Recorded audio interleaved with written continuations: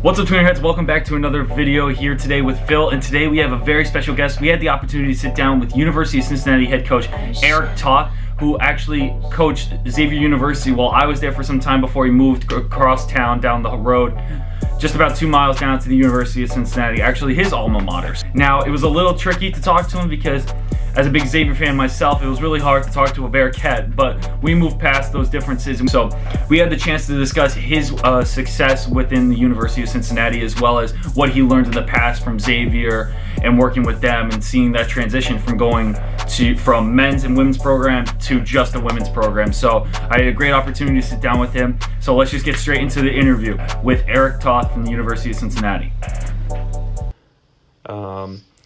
I just wanted to get into it and just ask you what made you go back to UC after playing there and coaching Xavier for such a long time. What made you go back to UC? I mean, the easy answer was I only have to coach one team now instead of two. I mean, that's really the main answer. And, you know, I mean, going back to your alma mater is something special. And, you know, I mean, Xavier really grew on me while I was there. You know, I mean, I was there 17 years at Xavier. I was there as an assistant for 10, and then I ran the men's and women's program for 7. And, I mean, you know, I bought in and believed, you know, I believed everything that school is about. And, you know, the sad thing about coaching, when you make a move, you just kind of drop everything from what you're doing at one school and you just take it to the next school. But,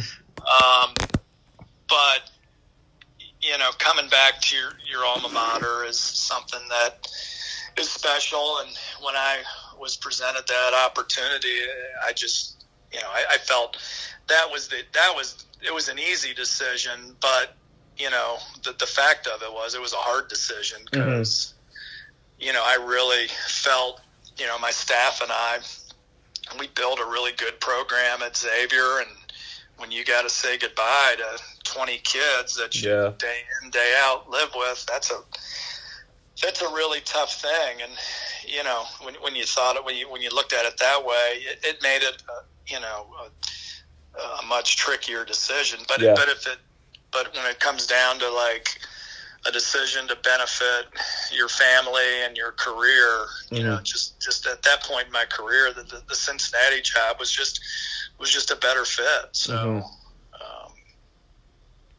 that's really interesting when it comes to you transitioning. It's not even a different city. You're just traveling 2 miles down the road to another program, and I think you touched on it a little bit earlier, but when you went from coaching the men's and women's program to just the women's program, what was that transition like? Just not just being easier, but what was it like from a coaching standpoint for you personally?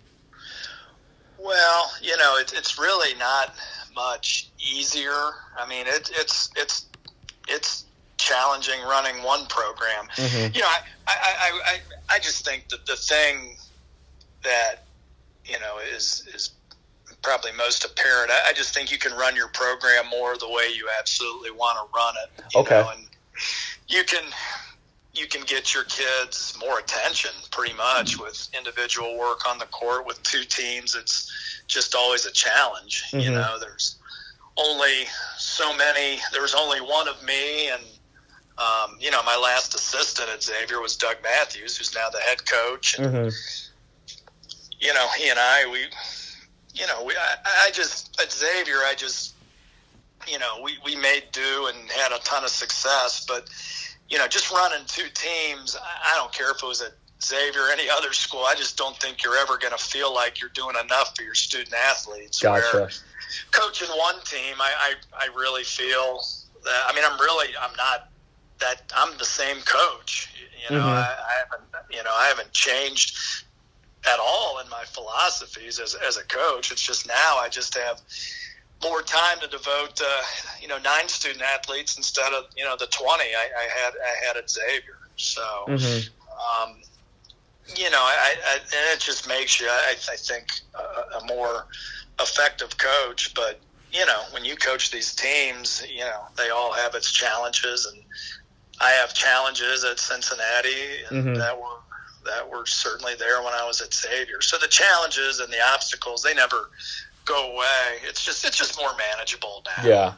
So would you say your coaching style is more personable to each player or individual that's playing for you, or how would you say it varies from person to person? Or well, really, and I think anybody involved in coaching for any period of time, regardless of the sport, they would say it's really about the relationships you have with your players, and that's important to me.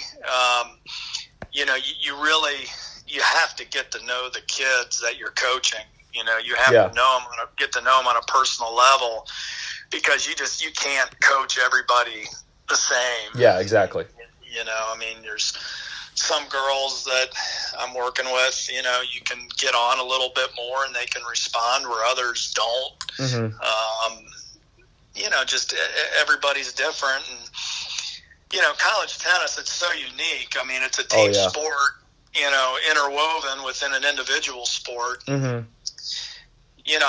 don't think the majority of the kids get it, coming into a college program with structure and just goals and rules, and because I think a lot of kids come into a D1 program, they were either the best or among the best in their club, their high school, whatever, and when you bring like 8 to 10 of them together each year, you got to understand, you got to make it a point that they understand that, it's about the team, and individually, you got to work, take care of what you need to, and, we're going to help get you there. But,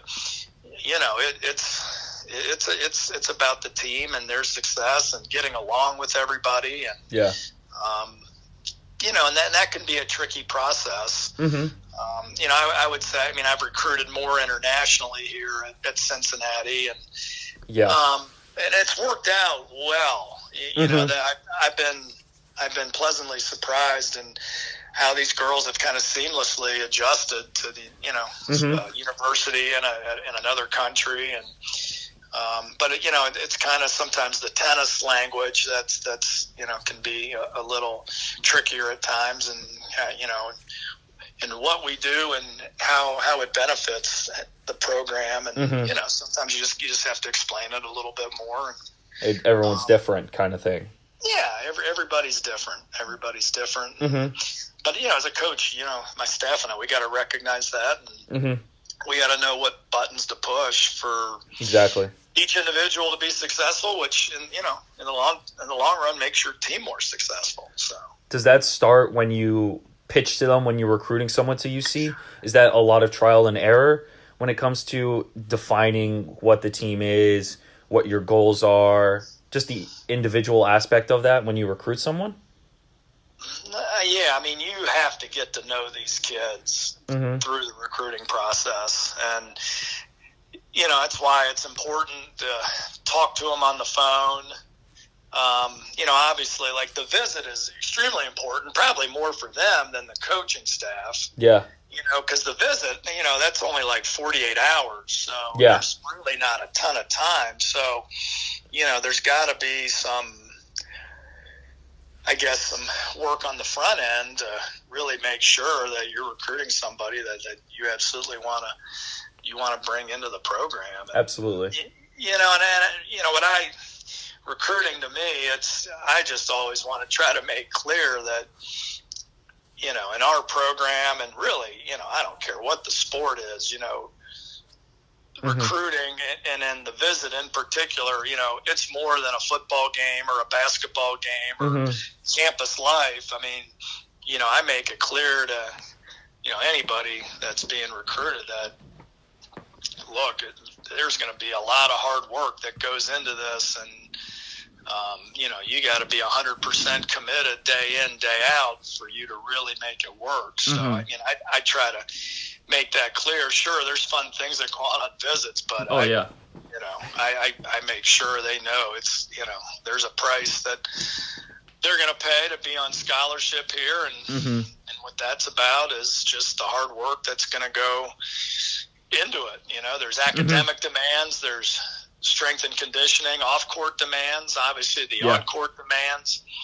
You know, we want them to enjoy their experience and have a social life, but, you know, they're going to do that responsibly, and, you know, it's a lot of work. This isn't easy. So does that responsibility and that oversight kind of come with more pressure when you work for a larger school like UC, or is there an expectation for the program that you always set when it comes to on and off the court?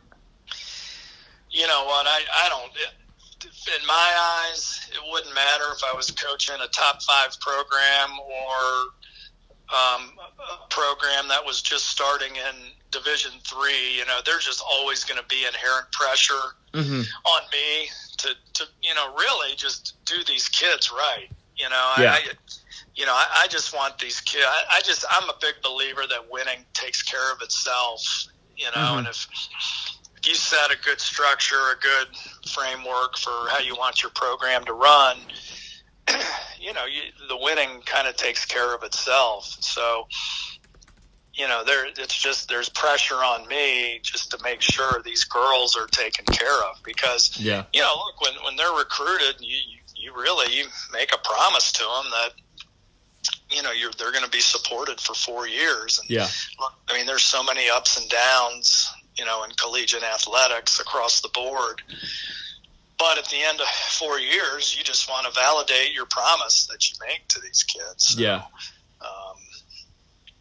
you know, that's just kind of how I shake out on it. You know, I mean, there's really, between the two schools, you know, as far as, you know, Xavier and Cincinnati, I mean, I don't feel any more, any less pressure at either one.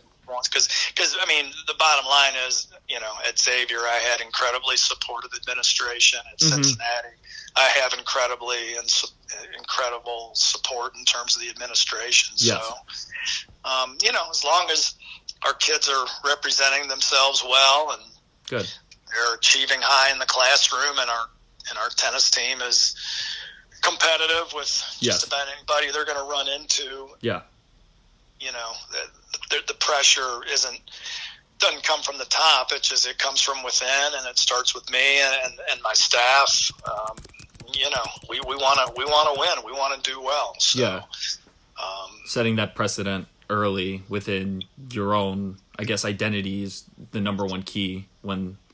Oh, for sure. I mean, you know, day one, you know, we have a meeting and we get right into it in terms of, you know, how you're going to conduct yourselves and what kind of teammate you're going to be, and, you know, all that. It just goes a long way. And look, it doesn't mean it's going to be perfect. I mean, you know, like I said, there are just so many ups and downs for a lot of different reasons. But, you know, I just think any coach wants to be at their best at the very end of the year. Yes, of course. And, you know, that's just, you always just kind of want to understand, you know, that there will be ups and downs, but, you know, you just can't, no obstacles too great that you can't overcome it, and get your team in the right frame of mind that, you know, you're going to perform at your very best at the end of the year. Yeah. So like you said, you sit down with your team, you go over your goals, just from the ground running, it sounds like. And for an overall perspective for this year, or maybe when you first came to UC, what is or was your goal for the University of Cincinnati and their tennis program? You know, I just think when I got to the program, there was just, you know, they had a good year the season before, but, you know, there was probably, when I got to Cincinnati, there were maybe some morale problems, just for a couple of reasons. You know, one, my predecessor, Angela Wilson, you know, she decided to step away in the fall. So, you know, when that happens, there's just a lot of uncertainty. It's not an ideal way to start the season. And, you know, and then on top of it, there were a lot of injuries at that time. And, you know, I just knew starting, I just had to, like, make it fun for these girls and, you know, give them structure and make our environment something that it was going to be fun to come to practice every day. And I feel we accomplished quite a bit in that first year in that regard. Mm-hmm. But, I'm in year 5 now, so yeah, it's, there's no one left over from that team I inherited. So, this is truly my team. And, look, I mean, the message, I really feel our program is a standalone program in the Midwest, just from this standpoint. We're not in a Power 5 conference. We're not in the Big Ten. Yeah. We're not Ohio State. We're not Indiana. But, I mean, of any school in the Midwest, we are in the next, highest level conference in the Midwest. I mean, we're an elite conference. Yeah. I mean, the American is... It's a good conference. It's a great conference. I mean, when you got Tulsa losing a 4-3 match to go to the Elite Eight, yeah. You have Central Florida and you have Wichita State. They each won a match in the NCAA tournament. I mean, no other conference in the Midwest can even come close to stating, they can do that. Exactly. So, our girls, they have it. They have it tough. They really have it tough. And we can schedule a lot of teams in the Midwest that we're going to have great matches with. Mm-hmm. But at the end of the year, we just have to be at such a higher level than a lot of these teams just because of the competition we're going to face. So yeah, the end of the year conference championships and then making the NCAAs. It's a lot. Yeah. It's a lot more pressure towards the end.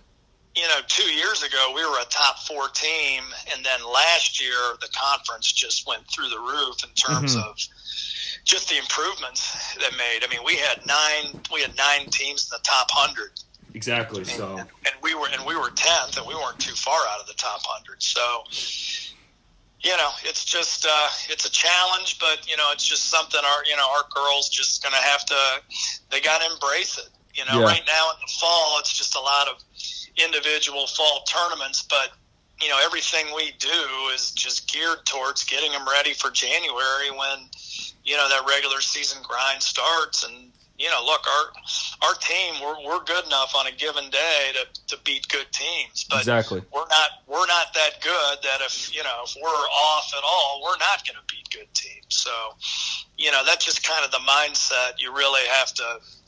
You got to make that imprint in each and every one of your players because, really, I don't care what conference you're in. There are no real bad teams in college tennis right now. I mean, there's just a lot of good coaching.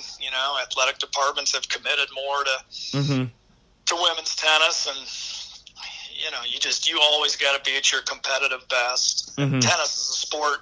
You're not going to play your best all the time. It's just, but you got to compete at your best every single time, or else it's not going to end well for you. Exactly. And when it comes to that level of competition, you're just trying to not like stay afloat, but you're trying to get above all the rest of them. And like you said, you have 9 teams in your conference that were in the top 100 last year, and you're trying to be one of them.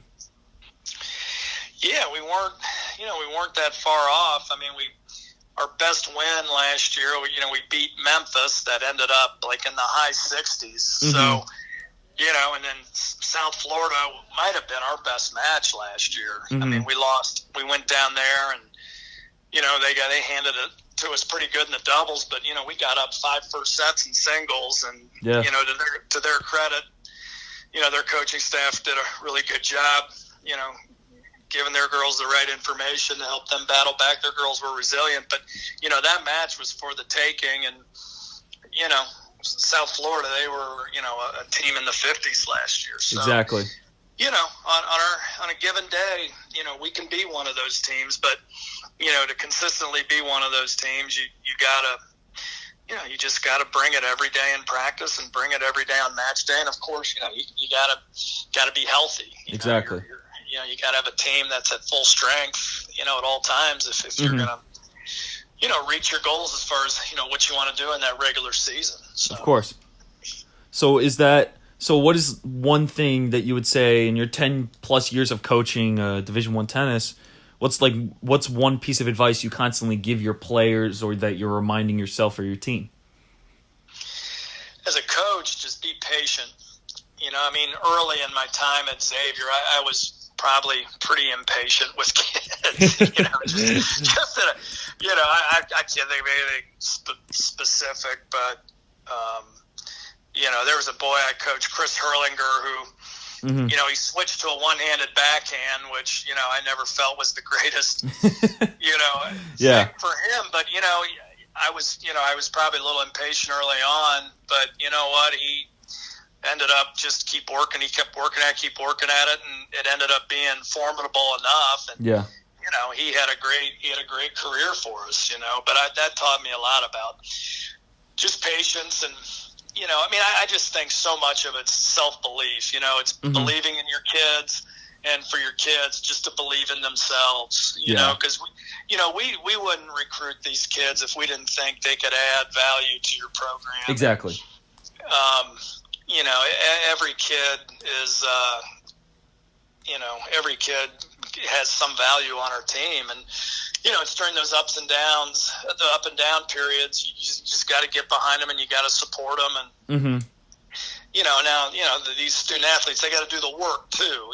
I think sometimes these kids, they're their own worst enemy, and they can make things worse. And if you don't have the right attitude, it's just going to take that much time to, improve and get to where it needs to be. So, I would just say just a self-reliance and just a self-belief on both, my end and the student athlete's end. That's just such an important tenet of, as far as, how, you should really conduct yourself. I completely agree with that, because especially when you deal with kids that may have an attitude or someone that is not really a team player, that patience is really important to figure out, or how do I tackle this? How do I tackle this? The different personalities and traits that people have. Well, look, I mean, when I was at Xavier, and being at Cincinnati now, I'm not coaching ATP, WTA players. I'm just not. I mean, I'm,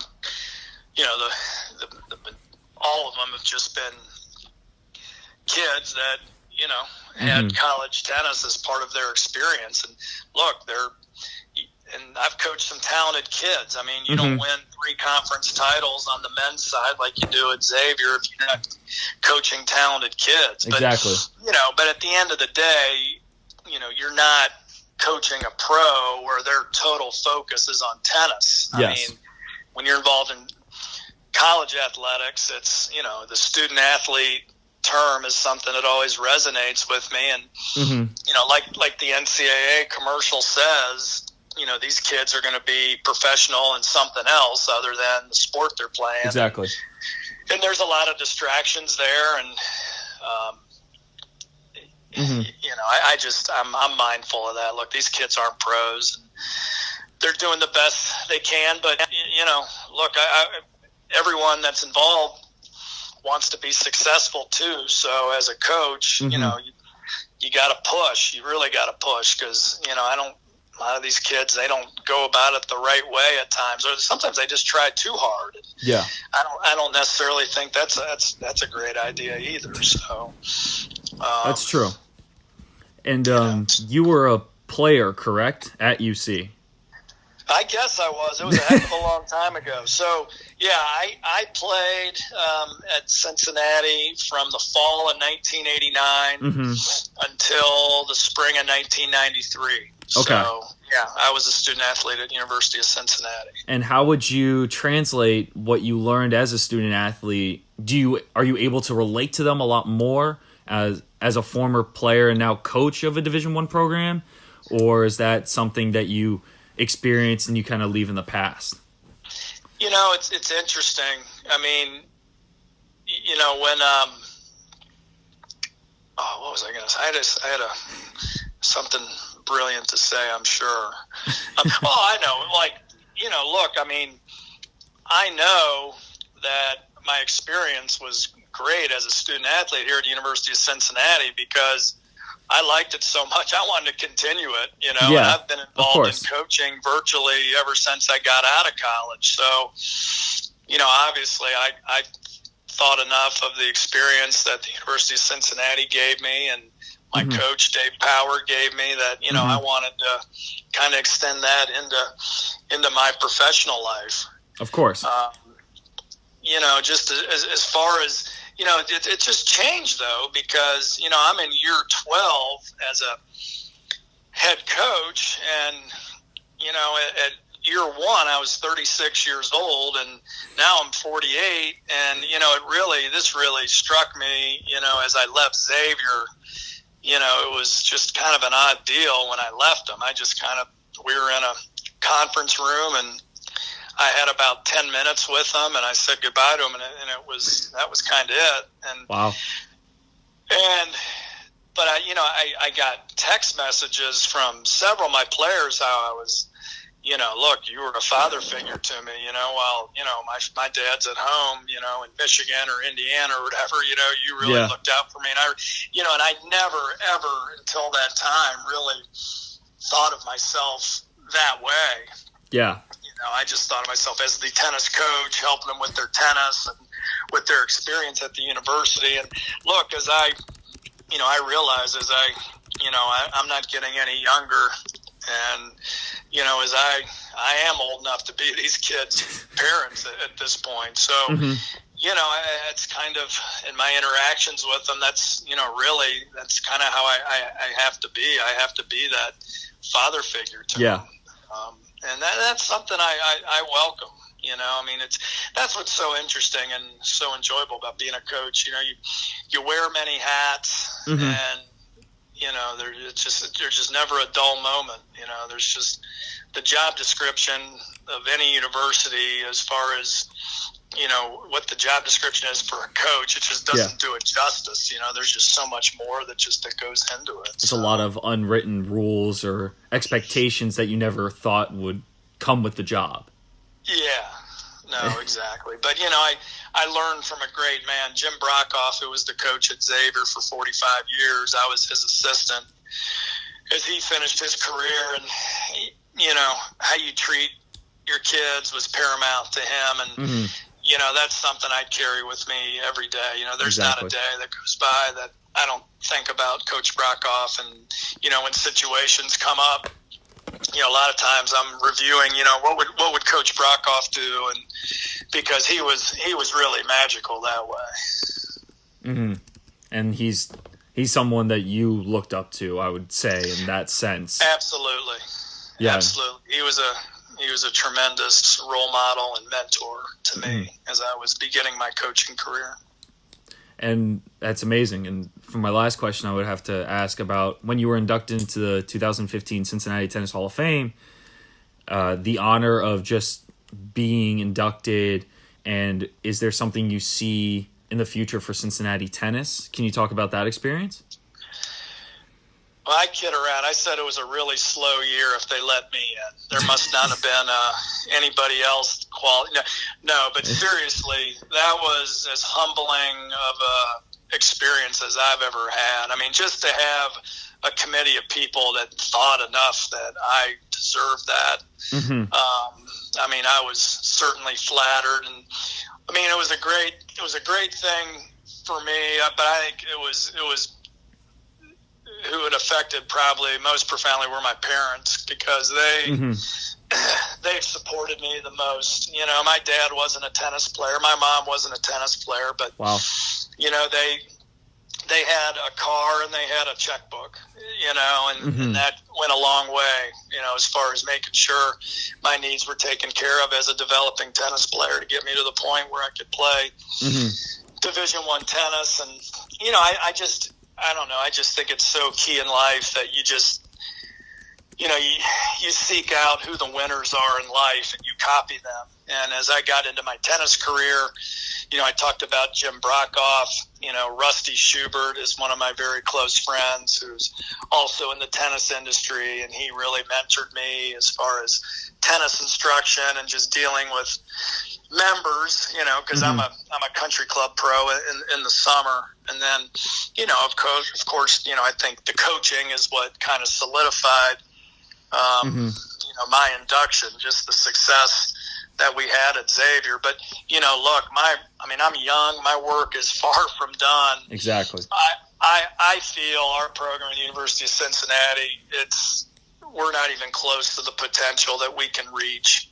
We're at a great university. Mm-hmm. We're in a major city. We're in one of the best conferences in all of college tennis. I mean, I got a lot of work to do to get it to where,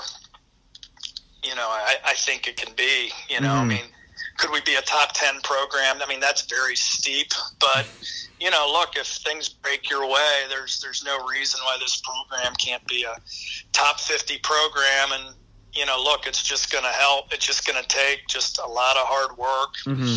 and a lot of, good fortune with recruiting. I mean, that's just going to be and that's the focus of I just hired a new assistant here, Katerina Adamovic, who was one of the best players in all of college tennis in the last 3-4 years. And she's outstanding. And, I just feel as long as she's with me, she can really be somebody that can help me take this program to the next level. I mean, we have a good team, but look, there's no reason why this program can't reach another height. And that's what we're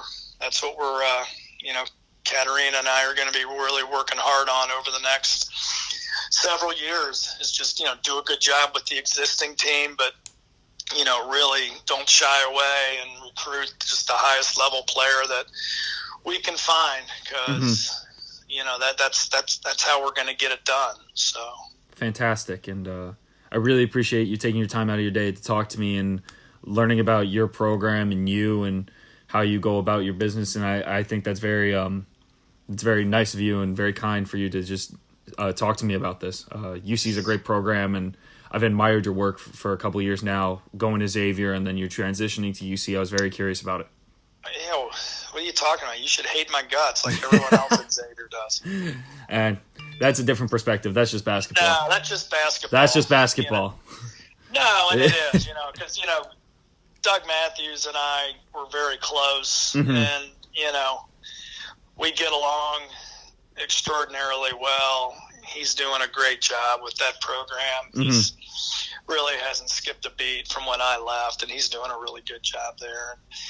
And he's got his hands full, like I had my hands full with exactly 2 teams, and he feels the pain that I had. But he's doing it with a young family too. I didn't have that distraction. So True. Doug's doing a tremendous job, and we get along extremely well, except on one day every year when we're going to knock heads, and it's always a great match, and it's always who's ever just the better team that day, they're going to win, and that team's going to win, and that's just going to continue to be that way. And it's just fun for Doug and I to be in the city that we were raised. We get to lead Division I programs, and exactly it's an honor. So who do you root for in basketball? Well, now it's easy. It's I will say, when I first got to Xavier, and I guess the fall of 1997. Was that awkward? Yeah, because UC basketball in the early to mid 90s was really a kind of a golden era. I mean, UC had a golden era in the 60s, and they were still pretty good, and then they kind of hit a rough patch. But when I got to UC in the fall of 1989, it was when Bob Huggins and UC basketball really took off. Prime. And Xavier was, slowly, just becoming a program that to be reckoned with. Oh, absolutely. And, and when I first got to Xavier, I'm thinking there's just no way I can root for Xavier. I just can't do it. But it just got to the point where, what are you going to do? Root against people that you work with? And, I just basically would just lock myself in a room and watch the game and just not talk to anyone for the next 3 hours. No, I mean, now it's easy. I'm all in with the Bearcats, but, look, I mean, you have to. It was a little complicated when I was at Xavier, because I'm a huge sports fan. Sports has been a part of my whole life, and rooting for my local teams is a priority. The Bearcats, the Reds, the Bengals, and in that order. And look, I still keep an eye on Xavier basketball. It's just to say to see how they go. Don't do that would be false, because I got so much respect for that whole athletic department. Yeah. And who's ever running the basketball program. Exactly. So thank you again, Eric, and I really appreciate it. I'll send you the links once I'm done with everything, and I'll make sure to thank you again and send you everything once I'm done. Yeah. Well, Philip, I appreciate it. I appreciate you reaching out. Thank you, Eric. Appreciate it. Have a great day. All right. Thank you so much for watching, you guys. I hope you guys enjoyed that interview with Eric Toth, the University of Cincinnati head coach. Thank you so much for listening today. If you like more of this content, make sure to leave a like on this video and subscribe to the channel. And don't forget to push that bell so that way you don't miss any of the action here on our YouTube channel. If you want to check us out on our social medias, make sure to check out Facebook, Twitter, Instagram. Make sure to check out all those. If you want to read more behind the scenes article, a full article about Eric Toth and what I thought about the interview, you can go to our website at www.tweenerheadtennis.com. And if you want to just keep following for the rest of the week, we have another interview coming up next week with another coach, so stay tuned for that one as well. Hope to see you guys soon. Thanks, guys.